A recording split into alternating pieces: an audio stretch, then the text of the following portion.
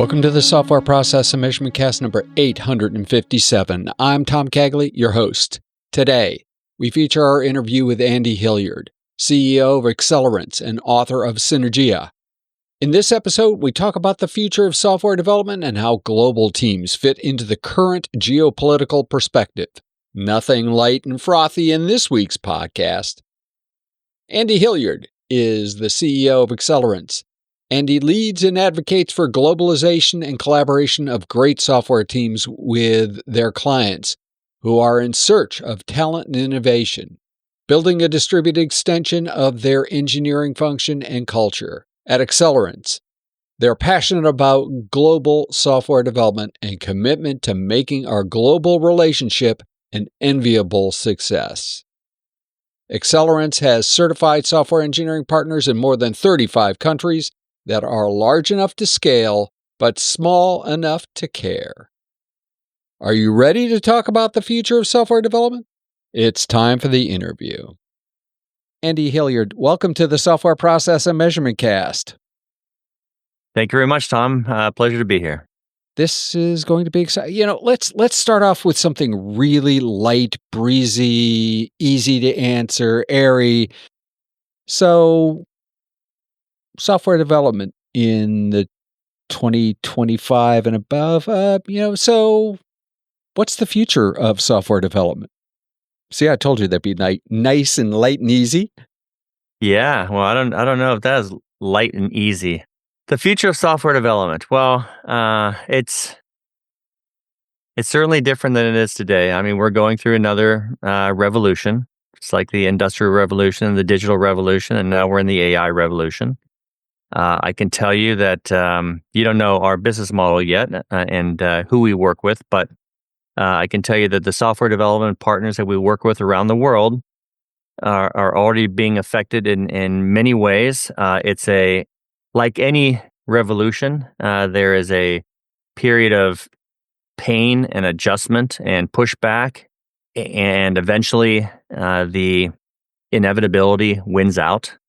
And that is AI is here to stay, and AI will be a part of software development, and it will be not to use a brand name, but it would be a co-pilot. I think I can use that generically speaking of everything that is being done, and not just obviously from a software perspective, but product management and product ownership and solution architecture and project management and software development and coding and QA. Everything is obviously being affected. That's not rocket science to your audience, of course. They're like, no S, but everyone's trying to deal with that, and I'm trying to accelerate the tangible commitments from our global software development partners to our clients in terms of immediate, near-term, medium-term, and long-term benefits that clients can expect. Now, it's kind of hard for, my software development partners are already going through that whole series of changes around pushback and how to maintain their current business model, and how to sign up for SOWs and MSAs, not knowing what the future holds. But it's something that clients and service providers have to deal with, and they're dealing with it in various ways, and it'll all find its way out over time. Like you and I were talking before the show about climate change. I mean, people can reject it, people can go with it, people can just live their lives and adapt as they go along. But there's also leaders and there's laggards and everyone in between. Do you see as the impact of AI, both positive and negative, in terms of software development? That is a big philosophical question, I would say, because certainly innovation is going to be ratcheted up. There's going to be a lot more innovation and products coming to market, and products failing, of course, because they don't have a product market fit. It's going to be much easier to develop than it is to create value out of that development. What I'm seeing now is that companies are trying to lead in the short run without necessarily creating value, which is being captured by the companies themselves. But in order to lead and not be left behind, they need to innovate. But they're really not, innovating necessarily per se what the their external audience needs or wants, but just because they now have the capabilities of innovating much faster. And they're also sort of saying, like, how do we innovate? How do we rationalize the makeup of this innovation machine that we have?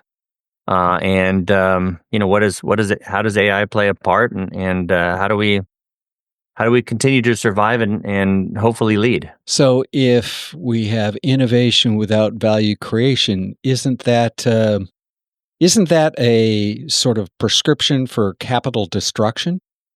Oh, man, these are really deep questions, and I appreciate that.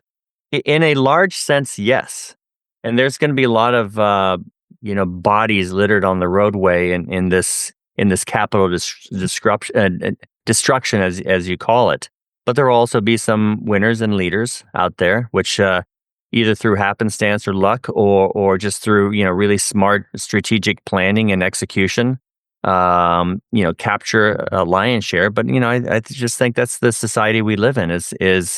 Is when opportunity strikes, people will rush towards it, and there'll be a few winners and a lot of losers, and a lot of evolution and consolidation, and then regeneration. Not every seed you plant turns into a beautiful flower. There's a lot of wastage. So I think that's just part of the natural evolution of things. A lot of software development relies on global teams. And we're seeing, at least here in the States, a degree of insularism that may or may not have an impact, may or may not have, may not be exacerbated by the move to AI. Would you actually let your daughter or son or, actually get into the software development business if they were starting tomorrow morning? Well, that is another great question, Tom. I have a son-in-law who is a senior developer for a large consulting company. My daughter is a senior product manager at a software company. My son is a senior software consultant at a large services provider. None of them are actually coders per se. So I guess software is a ever important industry. I don't want to say necessarily growing. It may be shrinking, with the use of AI, but it runs the world, and it will continue to do so because we are a digital society, and there's no going back on that. We are entering the new revolution. So I guess, to answer specifically your question, I would be very nervous about having my son or daughter be a lifelong coder. But I don't think people go into coding necessarily wanting to be a lifelong coder. I mean, there's clear historical evidence that when people hit their 40s or so, they're looking for other things out of life in terms of responsibility or dynamic accountability in regards to what they do with their life professionally and personally. Going through coding today and having AI as your co-pilot and being the best prompter and editor and QA person possible, while allowing AI to do more and more of the grind work of coding, is not a bad way to spend a period of time, as long as you have a plan to evolve beyond that to higher levels of responsibility. But you have to have a plan.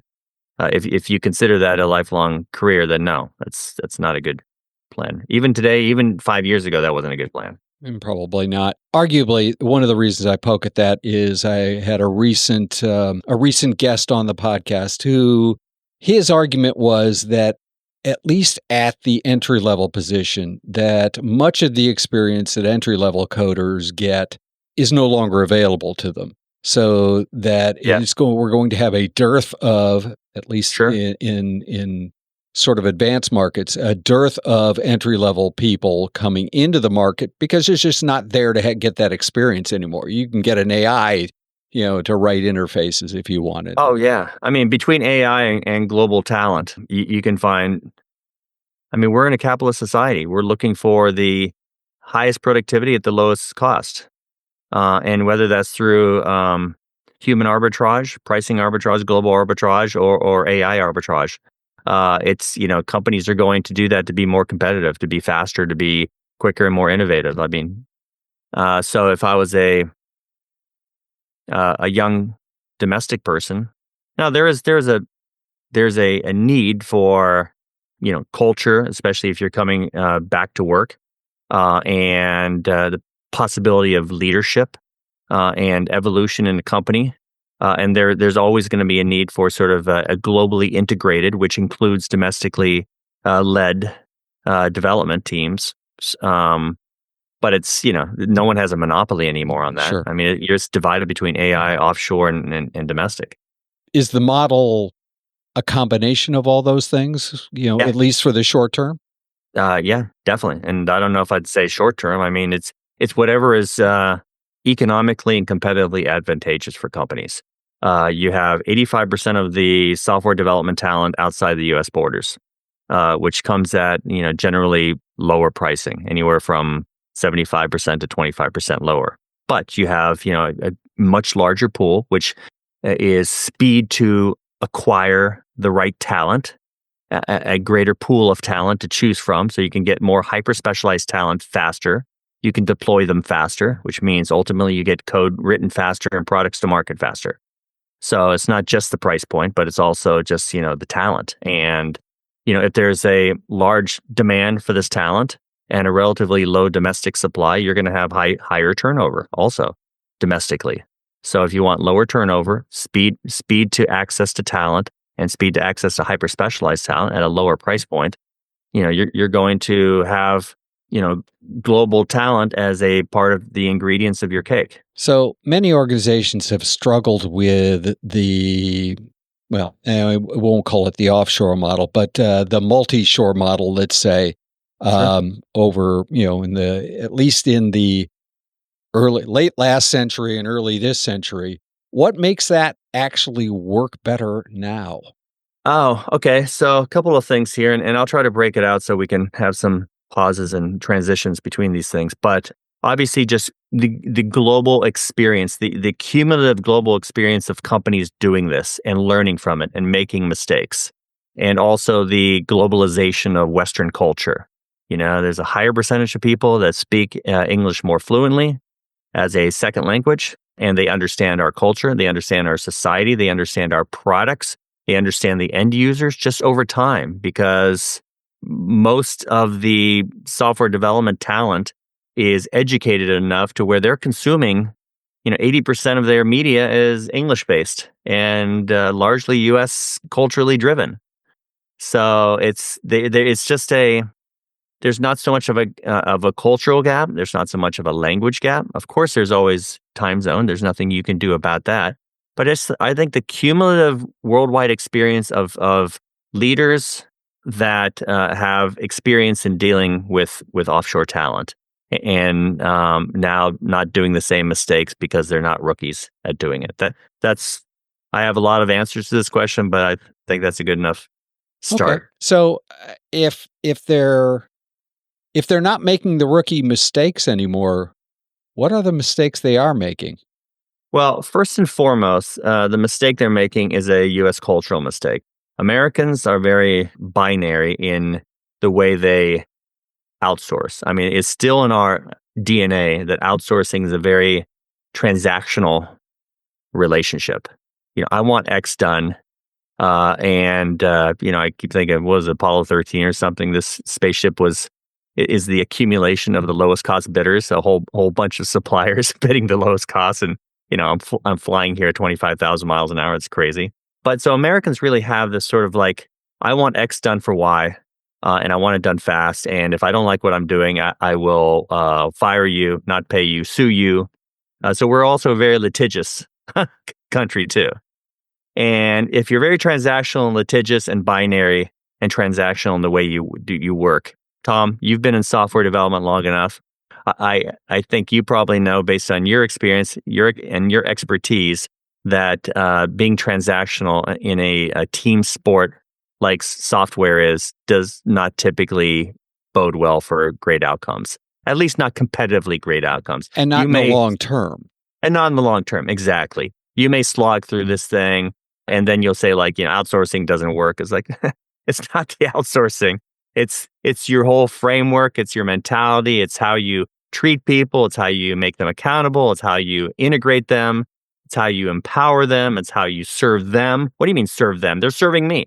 It's exactly the mentality where you're failing here. Okay. So, I mean, part of it is just, I don't want to generalize, but the culture we grow up in has certain attributes that don't bode well for building globally distributed, highly effective teams, that are, I know I'm hitting some sensitive points that are essentially borderless, but, integrated and working together as a whole.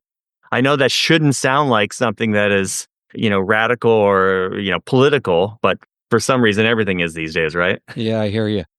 But Andy, I want all of those benefits, but I don't want to do anything different. I don't want to move my Mapo off the table. I know. Oh, I have calls every day with that exact same scenario, and the logic is that you just walk away because this is going to turn into another dumpster fire and a whole litany of dumpster fires. It's that whole saying. It's like, what is the definition of insanity? Is doing this same thing over and over again and expecting different results. Expecting different results. Thank you very much. I always mess up that thing, but you finished my sentence.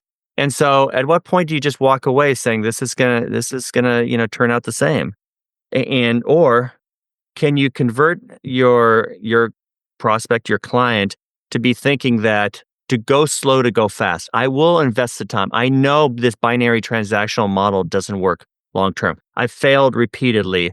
Why am I even talking to you? Because I'm considering doing again. Why don't I just say it doesn't work? It's not my fault. It's their fault, and try to sell the fact that everyone needs to be under one roof here, and so I can control it to my senior management. Well, maybe they've tried it and it's failed because they're starting to question whether or not you're a good leader, and other people are succeeding where they're failing. Maybe that's it. But for some reason, they're back at the trough, and they're taking another, a try at this thing, and they still have this fixed mentality around, I don't want to do that. I don't want to invest. Just go slow to go fast. I just want to go fast. Like, it depends on what your time frame is and your vision. And you're going to have to sell stakeholders above you on the idea that this model that you're creating with the help of someone like Accelerance that'll help you put together the pieces of this, globally distributed framework will actually provide, huge benefits and a lot of velocity if you just invest enough upfront to structure well. People are, there is a need to have some early successes. I understand that, just to prove the POC that this will work. But if you just ignore the need to create this, comprehensive, cohesive environment where there is servant leadership and there is empowerment, there's accountability, there's measurement, there's continual improvement and things like that, it'll continue to last a couple of months, and then you'll point fingers and you'll either be looking for a new job or you'll be at the trough again. It's a lot of stuff, right? Well, and unfortunately, I've seen that many times in my career. So, that strikes a nerve. Before I ask you what the model should look like, can you tell me how you define the term partner? So, let me just really quickly touch upon, our business model. So, when I'm talking about partner in software development, we send teams around the world to assess software development companies, and by our definition of a partner, they have to be 100 software engineers, no greater than 2,000 software engineers. The reason being is we serve small and mid-sized clients who are typically looking for, as I said earlier, a highly effective, fully integrated, globally distributed software development environment, culture, function. And these partners between 100 and 2,000 serve these markets, the small and mid-sized companies, generally looking for somewhere between, let's say, 5 and upwards of 100, 150 engineers. They have this vision of having this portfolio of talent that is easily accessible, blended cost, hyper specialized talent that are all working together as a team, not as a binary sort of relationship, client vendor sort of thing, but just as a holistic team. A lot of these companies, may have a vision of building this team, operating them, and maybe even transferring it to ownership, or maybe they're so mature that they want to short track that to just create a captive and maybe get a jump start through a partner who can help them do that, or they may be just looking for a relationship that they can depend on that partner's the type of talent that they recruit, hyper specialized talent around an industry or a technology stack, some of the leadership that the partner brings, whether it's business practice or thought leadership, to bear, so that they can be smarter and they can outsource some of that leadership. It really depends on where the power dynamics want to be in that particular client's vision. And so today we have 75 certified Accelerance partners in 32 countries across Latin America, Eastern Europe, and Asia.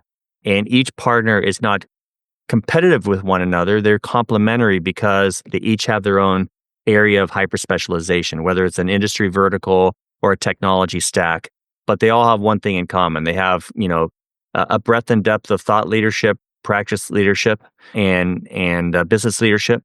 They have redundancy. And so our philosophy is smart people hire smart people, and they attract smart people. And our partners are really focused on just being solution providers and not necessarily transactional revenue businesses, that are just trying to put a butt in a seat. No, they want to attract smart people around certain hyper specializations, and they want to solve people's problems, and they want to have long-term relationships. They want to have fewer relationships that are more long-term, more strategic. And that's what our model is, and that's how I define a partner. So what are the attributes? I mean, I'm still struggling with what's the attributes of partnership. I could see, regardless, and there has to be something else there to make organizations partner, because that's having worked for a number of the integrators over the years, I would argue that that's the same argument for the transactional model that people made. So what makes it special that people then, the two organizations partner? What are those attributes that make that possible? Well, a lot of it is driven by the partners that we select are very insistent that their relationship with the client is based on a true partnership and is not just transactional, and that the clients that we work with are not just open, but are ready to pursue a model which is codependent and organically built around this no borders and full integration, and also I'll say this again, an aspect of servant leadership, in that they see each other as an extension of one another. They're pursuing the same goals, and they have elements in place around their development culture that treats each other as equals. They are empowered, they're perceived, they're interacted with as a true equal in terms of development. It's almost like, let's if they don't want to, for various reasons, if they don't want to build a captive in another country, this is acting like a captive, and both parties understand that. And both parties are building structures around the hiring and the vetting and the onboarding and the integration of these individuals, and how they're rewarded and how they're penalized, how they're held accountable. That blurs the definition of full-time employee versus a contractor or a partner. So how would an organization decide to do this with you? How would they go about vetting the people that you're putting forward? How would they make those kind of decisions? So we have two aspects of how we work with clients. And one is, we'll sit down with them and understand their business model, their vision, their roadmap, their culture. And to some respect, we'll try to determine whether or not they're in alignment with us and whether or not, this could potentially work with our partners, because we have our partners are looking for us to bring them clients that are a very closely aligned match with their philosophies and the way they do business. These clients ultimately are their highest profit margin clients, not because they charge more, but because they last longer, because they have lower turnover, because they scale more, because the relationship is structured in a way that it's just holistically better, and it's not combative in such a way. Yeah, Andy, today in 2025, what's the biggest sort of obstacle that you face when, talking to people about this kind of a model? The biggest obstacle that we face is clients feel empowered to be able to do everything themselves, especially with the introduction of AI. I often joke around that companies nowadays, you give the CTO, a Home Depot account and access to YouTube and AI, and they think, I don't need to hire a plumber. I can do everything myself. And next thing you know, you're flooding your house. And you're like, okay, well, obviously that didn't work, but I could be a professional roofer. Like, because I have, and they're like, again, it's repeating the same thing, because people are empowered to think that they are expert beyond their true expertise, because they have access to information and they can apply it. And I can do anything. I've been brought up in this country that says that my mom told me I could be anything and do anything, and now I have information. And yes, to a large degree, there's a lot of things you can do. I just replaced my air filter in my car, and I didn't have to pay for the dealership to do it. But this is a much more complex, value creating or value destroying enterprise that you're leading in terms of software development and the impact it's going to have on the company. So there's certain things that you need to know that you're not an expert in, and you need to rely, whether it's on the partner or whether it's on a consultant or integrator like Accelerance, not only helping you identify the right partners, because you could go out and scour Google, or there's lists of directories of dev shops. There's 30,000 dev shops out there, Tom. So you say, like, yeah, but I can scorecard, I can get a directory, I can do this thing, and I can get in touch with them, and I can interview them. But you need one, and you need the right one, and even if you find the right one on paper, it's not going to get you the outcomes you need. You need to have the framework in place so that this doesn't turn into a Las Vegas honeymoon and a divorce 3 months later, and you're repeating the same thing. You need to have these things in place, and that's where we bring not the destructive relationships that look good on paper that you've been pitched and sold and convinced yourself because you have a time frame and you have access to the internet and AI, and you've identified a couple of vendors and you've listened to their sweet pitches and stuff. It's not just about the relationship, but it's ultimately about the systems and processes and framework you put in place in order to make that valuable over time.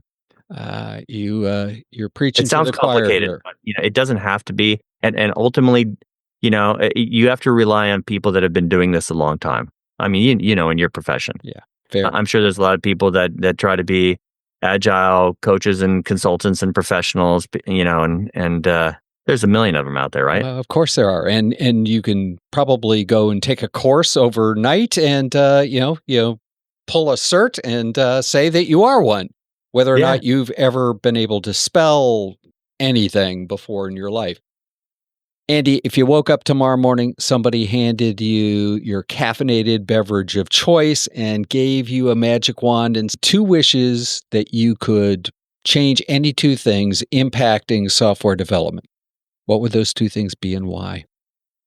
That are impacting software development. Well, considering the industry that I've been in the last 30 years, well, you said that I have a magic wand. Yeah. So doesn't have to be rational. No, it's not going to be rational. And that would be the realization of the companies that I talk to understanding the impact of software on their organization and how they produce software. It's not about rates.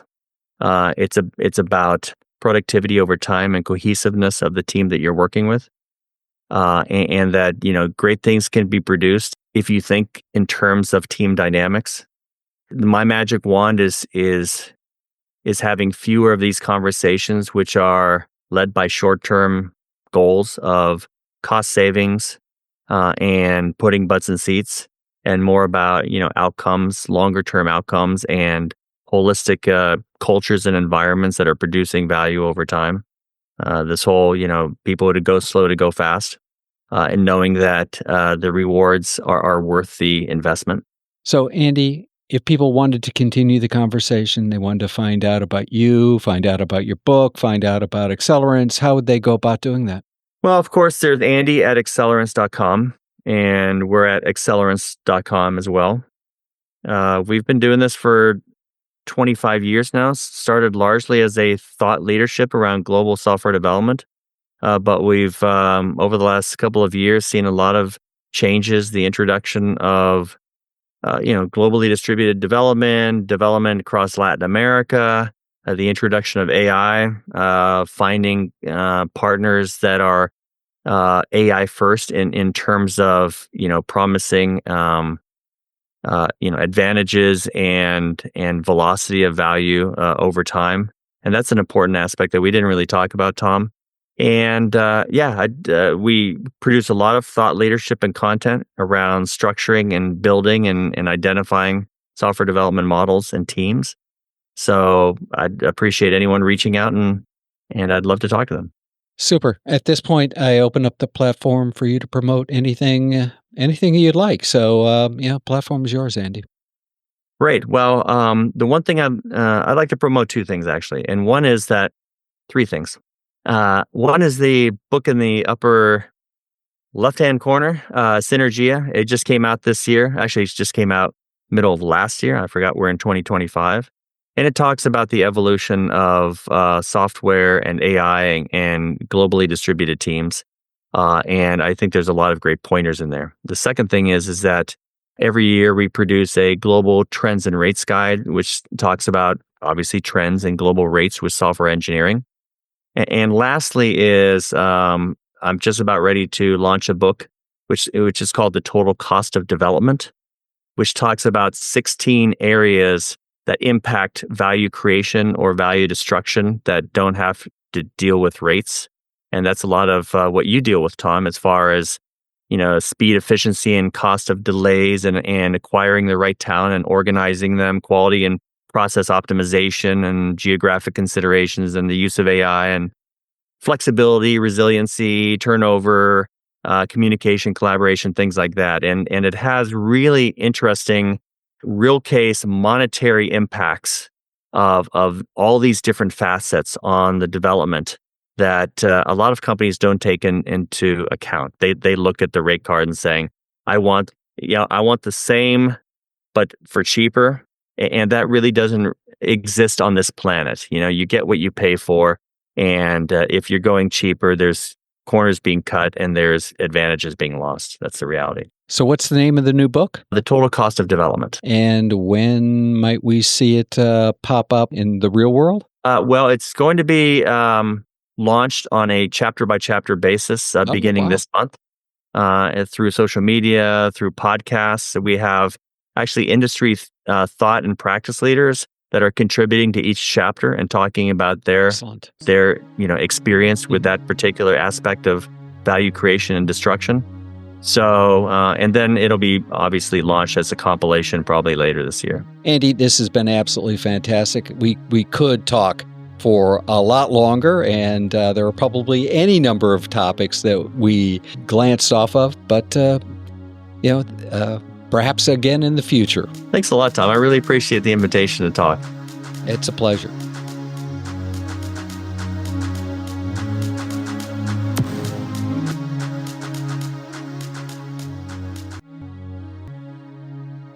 Overwhelmed? Find your focus. Readers praise Mastering Work Intake for its practical, actionable advice. Learn to prioritize effectively and eliminate bottlenecks. Real results, real change. Discover the system that simplifies complex projects. Order your copy today. Link in the show notes, or just go to Amazon or J. Ross Publishing and search for Mastering Work Intake by Tom Cagley and Jeremy Willits. In Reread Saturday News, in our reread of Development is Freedom this week, we reach Chapter 9, Population, Food, and Freedom. Sen begins with the sentence, "The contemporary age is not short of terrible and nasty happenings, but the persistence of extensive hunger in a world of unprecedented prosperity is surely one of the worst." Links in the show notes to this week's and all previous weeks' installments of Reread Saturday of Development as Freedom by Amartya Sen. In the Software Process and Measurement Cast number 858, we'll revisit the topic of work intake. Over the past year, Jeremy Willits and I have been discussing the topic of work intake to support our book, Mastering Work Intake. Great book. Have you bought your copy? Almost unanimously, everyone we talk to agrees that it is the root cause of a wide range of problems. Impacts include poor quality, reduced value, job insecurity, and failures of trust. The tragedy is not that the problem is not recognized, but that many people believe they lack agency, even though there are ways to take control of work intake. We'll also have a visit from Jeremy Berrio, the evolutionary agilist, who will bring his humor and wisdom to the podcast. If process improvement is a never-ending journey, why do so many people ask, are we there yet?